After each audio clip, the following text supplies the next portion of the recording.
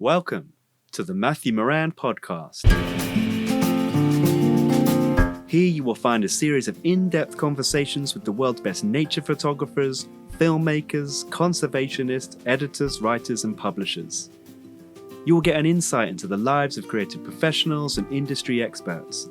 It is a chance to hear their stories, personal journeys, and how they carve a niche to make a living.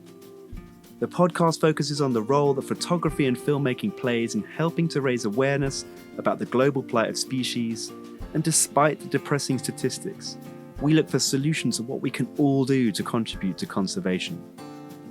All my guests give up their precious time and are incredibly generous in spirit, so this is my chance to share these conversations with you, so sit back, relax, and enjoy. This week, my guest is Steve Backshall. Steve is a naturalist, author, presenter, conservationist, and explorer. He recently hosted Expedition with Steve Backshall, a TV series showing Steve and his crew venture into uncharted territory in pursuit of new discoveries and world firsts. Steve is best known as a presenter for the BBC series Deadly 60 and has presented a whole host of other flagship nature-themed shows, including The Really Wild Show, the Lost Land series, and he's also made shows for National Geographic and the Discovery Channel. When he's not in front of camera, he's supporting many charities and inspiring kids to get outside and engage with nature. Unsurprisingly, Steve has encountered many dangerous situations, falling from great heights while rock climbing, being stung hundreds of times by bullet ants, and free diving with great white sharks. Yet this is his comfort zone, where he's most at home. And he says he feels a lot safer on these adventures than walking down a city street at night. Steve and I caught up during the COVID-19 lockdown to talk about new adventures with his family and adapting to life with 3 children under the age of 2. We talk about his new Facebook Live series and why young people give him hope for a better future.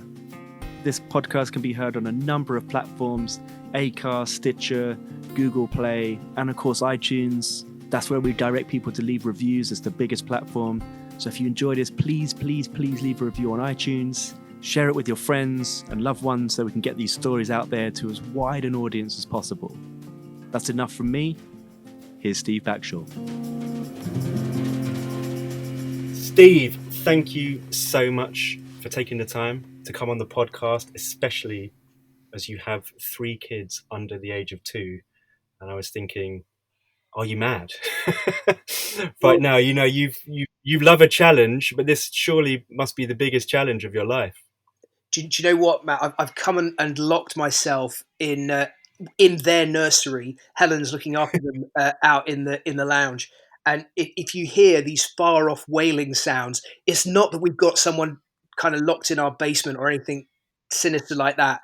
It will be one of the 3 of them kicking off. But yeah, you're right. You're completely right. It is the biggest of adventures, but it does make lockdown feel all the more claustrophobic, having 3 screaming voices in your house. That's right. Yeah, a lot of people are talking about how some of the few positives to come out of this is spending more time with family and connecting more, but perhaps you need a little bit of breathing space. Well, both you and Helen do. I mean, actually, that is totally true. So I was discussing this with you the last time I saw you. When Logan, my eldest, was born, I was doing 10 expeditions in a year. And I never had more than 2 weeks at home. I had trips of 6 weeks away when he was just a few months old. And I missed everything. I missed his first smile, his first laugh. I missed, all those kind of things that are so important.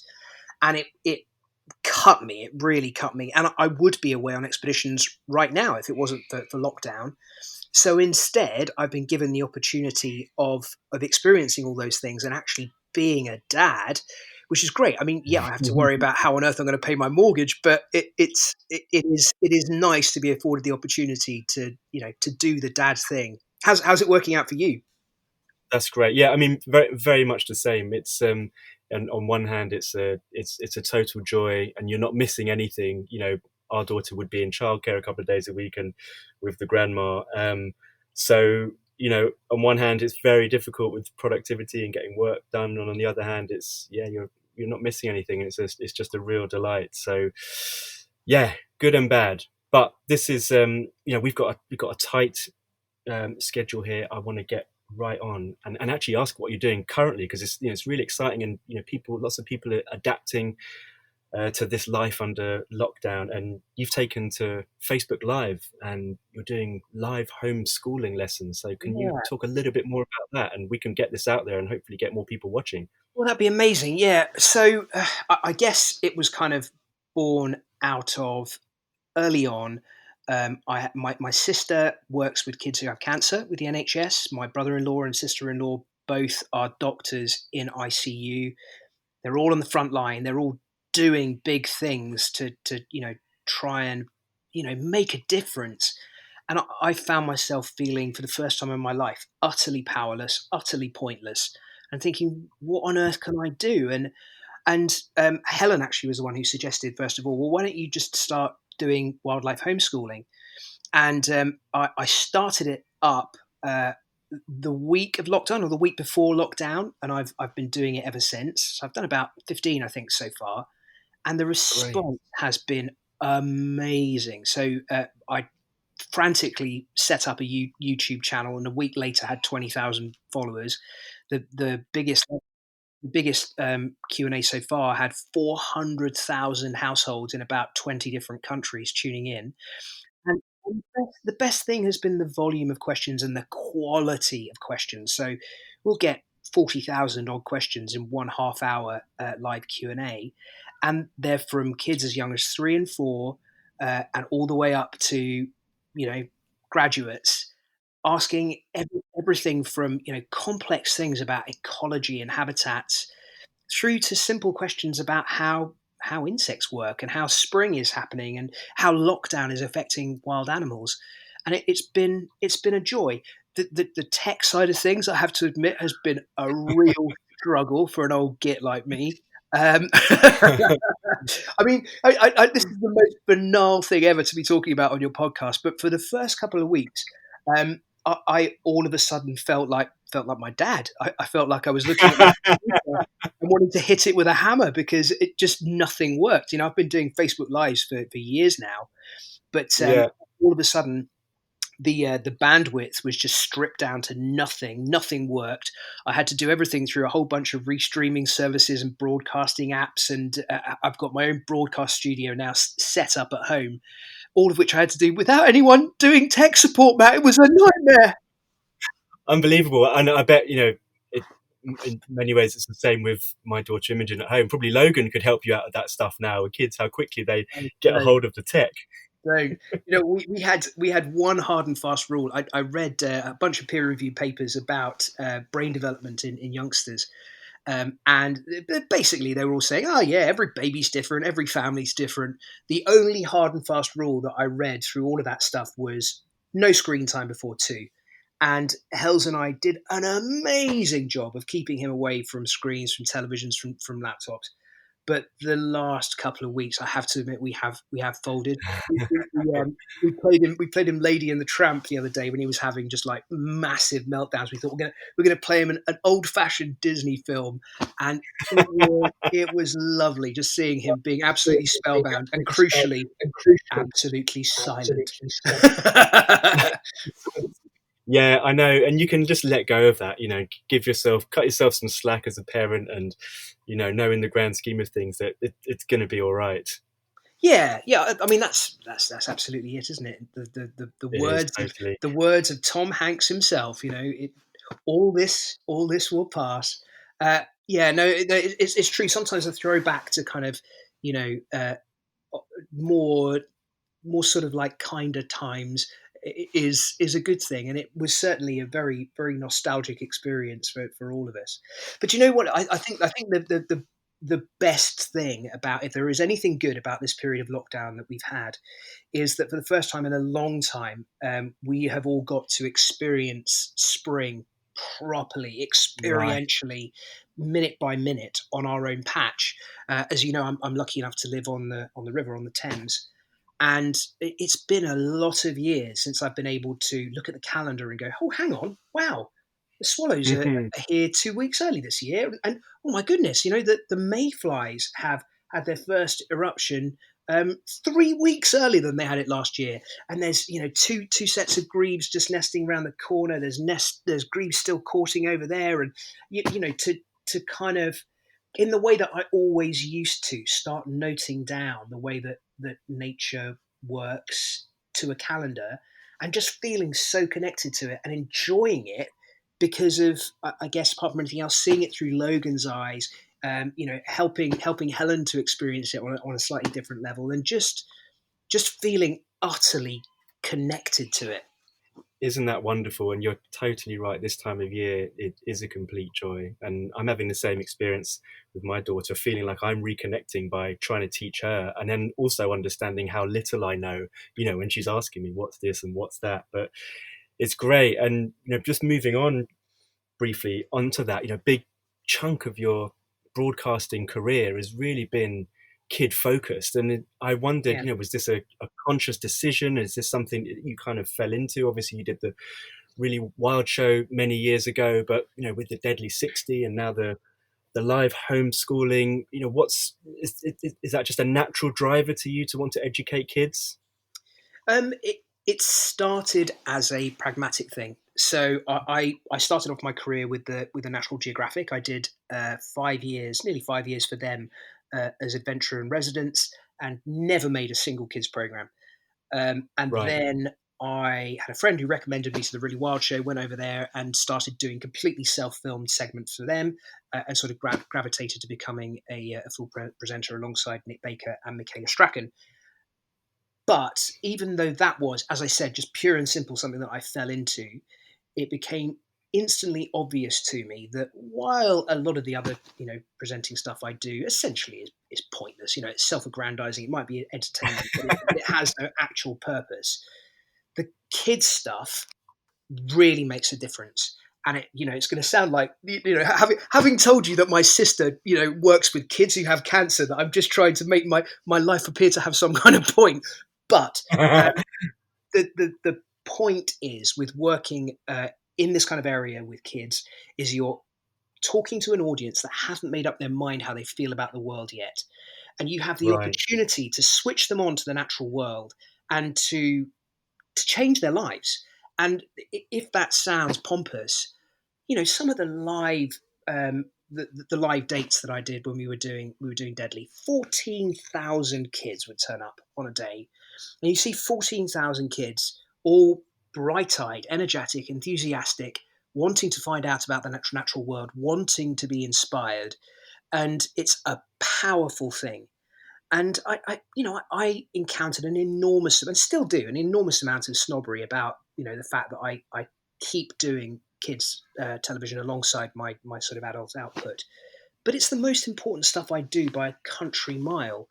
And it to be frank, doesn't pay the bills, but it, I'm getting hundreds of mails from kids who are like, yeah, this is it. This is what I've been looking for, and this is what I'm going to do with my life. And nothing beats that. Yeah. And so, yeah, I really hope that I'm given the opportunity. I mean, I'm getting pretty ancient now, and I don't know quite how much longer kids are going to want to be watching me on television. I hope that I will be succeeded by many other young, excited, enthusiastic people who are, in this area. But until that happens, I really hope that I'm given the opportunity, because it's so important.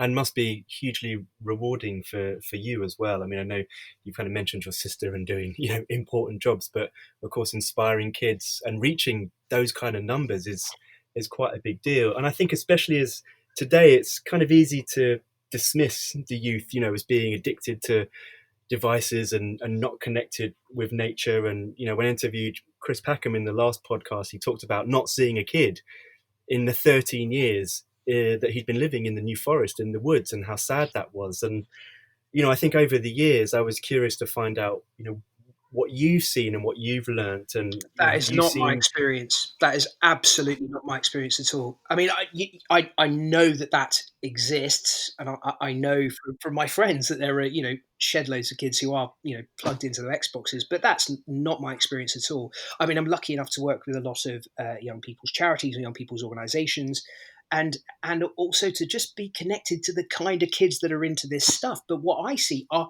hundreds of thousands of young people for whom wildlife is their everything. And it might not be the kind of the slightly geeky stuff that you and I might go and do of an evening. It might have to have a slight area, a slight edge of adventure or cool about it that we adults might not necessarily need. But that deep fascination and connection to nature is something that I see on a massive scale, and it's inspiring to be around. There is nothing that beats seeing a young person who has just watched a sparrowhawk make a kill for the first time. There is nothing that beats a young person who's just seen two badger cubs messing around in a set near their home that they didn't even know existed. There is nothing that beats that dirt under the fingernails, poo smell in your nostrils kind of sensation that young people get from the natural world. And I am lucky enough that I get to experience that through them over and over and over again. And it is the best thing about my career. That's awesome. And moving on from that into your life, as when I'm sort of doing the research, and we met last year, and I paid a bit more attention to you. I've obviously known you from TV for a long time, but looking at your life, I mean, if you condense it, it looks hugely glamorous, and all the awards and TV, and going out there. But of course, I think it's the same in nature. I mainly interview nature photographers and filmmakers on here, and it does look like a glamorous life, but we all know that that's not entirely true. And I think it's always good to ask people like you about the pitfalls, because of course, especially now with having 3 young children, and Helen, you must miss them dearly, and you're going on all these adventures, and like you say, looking really cool and self-aggrandizing, but it also must be hugely challenging as well. Yeah, I cannot and must not ever complain about the things in my life that I find difficult, because I can imagine, particularly now when everyone's on lockdown, me going, oh, it's so awful. I have to go to these amazing countries and spend weeks away from my family, and you can just imagine the responses from people. I mean, it has not been an issue right through until I got married and had kids, and all of a sudden it really tugs on your heartstrings. Being away on long trips, particularly when you're when you haven't got any communication with the outside world, is really heartbreaking. But I'm one of the luckiest people in the world, I know that, and so I don't complain, or I try very hard not to complain. I think that that there are very small elements of my life which have glamour to them, and inevitably I am a total fish out of water in them. Anyone who watched me doing Strictly Come Dancing will be able to agree to that. I think that I am someone who is very lucky in that they get to do what they love for a living. If I wasn't being paid by television to go out and watch my red kites interacting, or to go on expeditions to places around the world that people have never been to before, those would be the things I would be dreaming of doing, or I would be paying to go and do myself. So uh, it's the best. And I would say that the elements where I have to get on a suit and tie and go and speak at some fancy gathering up in London, or go and appear on a talk show, those are more the pitfalls than the moments spent in the mud and the mosquitoes being eaten by leeches. That's the best part of the job. Yeah, of course. And you've mentioned yourself about getting on whatever, being an old codger, and the idea as well of these. Did I use the word codger? Did I use the word codger? But we'll have to go back, as maybe you didn't. So, you're still in great shape. I mean, you were supposed to be on Oh, expeditions. are we backtracking now, Matt? Are we back? Are you getting the spade out and starting to dig yourself out of the hole? You said that to me privately when we were driving up to the Foxes that night. That's where it came from. But I mean, one of the things that I was, it's a cliche, but especially when you've got kids, you want to take less risks. And I don't know about you, but I mean, when I take Imi up to the swings, I get on a swing and I need to get off after a few seconds because I feel sick. I just don't have that kind of tolerance anymore as a 43-year-old. So I don't know about you going on these expeditions, and are you going to take those risks that you did kind of pre-kids? Yeah, it's a really tough one. I think that potentially I'm coming towards the end of that stage in my career anyway. As I sort of indicated, I'm not entirely sure that people are going to want to be watching me hanging off ropes alongside waterfalls or freediving alongside great white sharks when I've got a massive beer belly. I think that stage of my career is coming to an end naturally anyway. In terms of risk, I definitely assess risk in a totally different way now to how I ever did before. But then again, an awful lot of the things that I do in my career that people would consider to be risky, I have been doing for such a long time that I perceive them in a different way. I feel much more threatened and at far more risk in a big city than I ever do diving with sharks. And people might think that is hyperbole. It's not. It's absolutely true. That's where my comfort zone is. So that's how I feel most happy. Put me in a big city, and I do feel intimidated. I feel out of my depth. The kind of the question about how I will deal with risk in the future, I think it's more going to become an option, a sort of question when I start thinking about doing things with the family, because like as I just indicated, I have absolutely no problem with going and diving with tiger sharks and bull sharks, but I did those things with Helen last year, I think, and it was a whole different ballgame because all of a sudden I'm thinking about her health and the sort of the Yeah. outcome, but for the most important person in my life, and all of a sudden it was a different ballgame. So when I start thinking about whether I'm going to allow Logan to come out herping and catching venomous snakes, that sends a chill up my spine, and kind of makes me think, no, I'm just going. Actually, let's just plug him into the Xbox. At least it's safe. That's hilarious.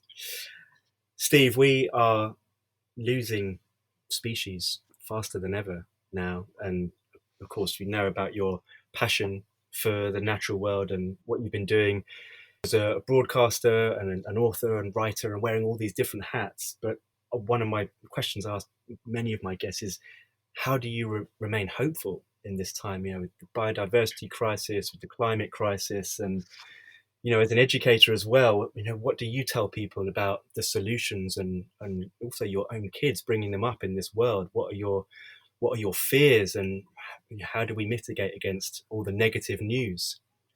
So where I get my hope is from young people. I this has almost become my mantra. I'm sorry if I've said it to you before, but I think that this period in time is going to be looked back on in the future alongside the great civil rights movements of the past. I think the wave of young people who have decided to take on the planet's problems and make them their own is jaw dropping. I have had the opportunity of speaking in Parliament on a dozen occasions alongside kids, 15-year-olds, 16-year-olds, who are better informed, more eloquent, and more impassioned than I could ever dream of being. And, Greta gets all the press, but there are 1,000 Gretas. I mean, I could reel off 100 names from this country alone who are just as impassioned and more eloquent, if anything, more driven, and they are frankly intimidating. They make me feel that I have utterly wasted my life, but they are the future. And the the thing about messaging that you hinted there, that's really important, because they are constantly assaulted by the press in exactly the same way as Greta has been. The second any one of Yeah. these young people comes out and drives a campaign, or starts some serious moves towards change, I guarantee that the newspapers will say, "Oh, their parents are middle class and they're privileged," Sure. and Yeah. or they'll say, "Oh, they've got pushy parents who are driving them into doing it." Well, uh, it's nonsense, and for the most part, I think it's driven by Daily Mail journalists who are all sat at home, kind of feeling like they're being bossed and bettered by teenagers. And I can Yeah. understand their impulse, but the truth is, these youngsters have got it going on, and they are going to make a massive difference. And you talked about my role as an educator. I'm not educating them. I couldn't even half the time. I did a when we did the last climate connection in Parliament. When was it? I think it was last summer. And I was speaking there alongside some youngsters. I didn't even understand half the things they were saying. They were talking about elements of climate change that I've never even heard of, and referencing scientific papers that I haven't read.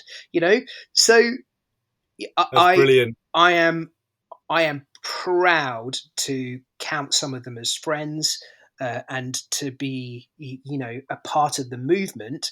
But I sure as hell am not educating them. Well, maybe this kind of negates my next question, because you're being very humble, I think, Steve, and you have so far had a pretty incredible career, and you probably I would say that you're qualified, to give advice. And I do get a lot of young people listening to these podcasts, and they're coming from all sorts of areas in natural history, whether it's filmmaking, presenting, or even editing magazines. But you know people wanting to get into a career of broadcasting or presenting now, where do they start? I mean, what advice can you give them? Yeah, it's an interesting one. I think that the landscape is very, very different to how it was when I got started. So if I'd been asked this question 15 years ago, I would have said, go out, get yourself a biology degree. If you can stand it, then get a PhD and Yeah. get yourself a research job at one of the independent production companies, or if you're really lucky, at the BBC Natural History Unit. And that was the route in. It wasn't my route in, but it was the route in for Miranda Kristofnikov, Ellie Harrison, Nick Baker, Mike Dilger, even Chris himself, although he came in through camera work. That's what I would have said. That is really not the way in now. I mean, it's more like what you're doing, really. It's more people going out and making their own films, people having their own YouTube channels, people, going out and coming up with ideas for conservation initiatives, and effectively becoming influencers. I hate the word, but that Yeah. is the number one way that young people are taking control of the media. I think it's really interesting, actually, that come this whole lockdown scenario, the BBC, our national broadcaster, and one of the most powerful, if not the most powerful, media organisations in the world, uh, set to with providing homeschooling for young people. It has just kicked off. What are we now? 6-7 weeks into lockdown. Um, Yeah. y- uh, Even I was doing it on YouTube in the first week, but there were far more radical, free thinking young people who were doing it way before I was.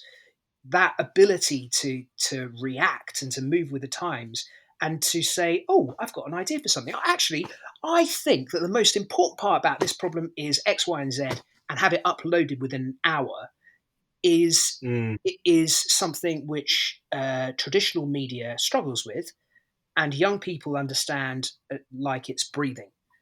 And I think that new media, social media, YouTube are the way in, and it's all down to finding your own way of telling a story, not necessarily adhering to the way that it's always been done, because it's incredibly innovative watching new media nowadays.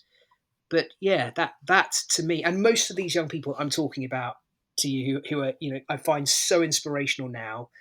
That's how they are getting their message across. They're not appearing on Question Time. They've got their own YouTube channel with 1 million followers. Yeah, and the views of some of these people are just staggering, aren't they? Yeah, yeah, absolutely. And like I said, they're erudite, they are creative, and they are making a completely new form of media. And it's, yeah, I personally am just trying as hard as I can to grab onto their coattails and learn from them. That's great. So, Steve, we will slowly wrap this up, and I've got 2 questions, if that's all right, Of from course. the audience. Both young people, both age 10. First is a girl called Jasmine Amley, and her question is quite simple. What is the deadliest of the deadly animals? So, deadly has always been about animals being deadly in their world, not to us as human beings. That's really important. That's how, we manage to feature dragonflies and kestrels. And if we ever do deal with things like great white sharks, we explode the myths, and we never, ever talk about them being dangerous to us as human beings, because they're just not. Yeah. To me, so for the first time on the last series of Deadly, I took the unusual step of saying that there was an animal that I thought was the number one, the most deadly. Actually, I tell you what, I'll do it as a tease. Let's see if you can guess it. So it is truly cosmopolitan. It occurs in every ocean from the Arctic to the Pacific. It is coordinated, sophisticated, big-brained, and able to take on its prey in a baffling variety of different methods. Got any ideas? Oh, you know what? I'm gonna be clever here and Yeah. leave this question for the audience, and they can get. Oh, cop out! Massive cop. Well, it was the orca. So we dived in the Arctic in Norway with orca, and having seen them feeding, coming ashore in Patagonia onto the sands to catch seals, having watched them down in Antarctica and here Amazing. in British seas, seeing them breaching and taking on stellar sea lions in British Columbia. Uh, and then finally to see them feeding on herring just meters away from us underneath these dark Arctic seas was extraordinarily special. Yes. So to me, the most deadly of the deadly is Orchinus orca, the killer whale. That's amazing. And I read that, yeah, after human beings, the most widespread mammal. Is that correct? That would be, let me think, it would be pushed probably by the male sperm whale, because they do get up into higher latitudes. But Sorry, yeah, say that again, no. Steve. Just went a bit Oh, muffled. sorry. Just went a bit muffled. I That's said all it would right. it would probably be equaled by the male sperm whale, which gets up into Right. possibly even higher latitudes. But otherwise, yes, that is unquestionably true. Incredible. Right. Final question. This is from Ollie Whitehouse, also 10 years old. So he says, marine life faces a number of threats: plastic pollution, tourism, overfishing, so on and so forth. So, how can we make a difference now as children? Loads and loads of different ways. I would say probably the best is to join one of the wonderful organisations like Surfers Against Sewage, for example, who have a number of different practical plans, from beach cleans to a whole variety of other things that you can get involved in.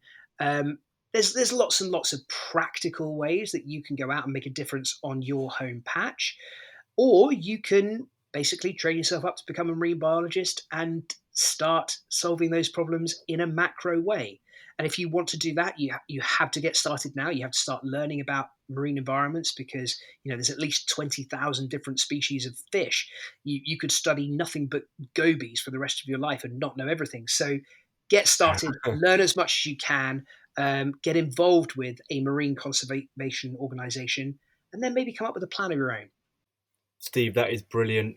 we will pass that on. We will also put links to Surfers Against Sewage and the other organisations you mentioned. And thank you. Listen, I can't believe I said that without mentioning Bite Back, of which I am a patron, Shark Trust, of which I think I'm a president, Manta Trust as well.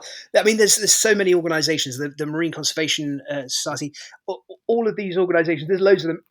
It's not just Surfers Against Sewage. That's fine. That's absolutely fine. And on the podcast page on my website, we will put all of those links in that you've mentioned, so people can access them directly. And I've got a final question for you. Yes. Your hopes and wishes and dreams for the future. Personally, see you kind of winding down, maybe the adventure side, but where do you see yourself in 10, 20 years? What's your fabulous outcome? I would love to be making programs with the family, and if that's not an option, I think I'd like to be writing books, probably in Cornwall, because Helen's Cornish, and living down by the sea, enjoying a wild life. Steve, that's so great, and thank you a million times over for coming on in this busy period, and really looking forward to seeing more of the live homeschooling. And when we're out of this, when you're back on your adventures again, we'll catch up with you. So thanks so much again for taking the time. Thanks, Matt. Really nice to speak to you. Many thanks to Steve, and of course to Helen for looking after all the kids during that time. What a top bloke for taking the time to talk. His energy is infectious, and he totally caught me out with that awkward question. I tried to style it, but failed. Anyway, to find out more about Steve, head over to his page in the podcast section of my website. There you will find links to all his social media and his website, which features some great clips from some of his best-known series. And also, don't forget to check out his live homeschooling every Wednesday. That's current. It's going on right now, 9:30 a.m. on his Facebook page. Also, thanks to Ollie and Jasmine for the great questions. If you want to find out more about me, visit my website, matthewmoran.com. You can catch up on social media. It's at Matt Moran Photo. Moran is Maran. That's both Twitter and Instagram. And on Facebook, it's /Matthew Moran Photography. We'll be back again soon for more inspiring interviews. Until then, thanks for listening and stay safe.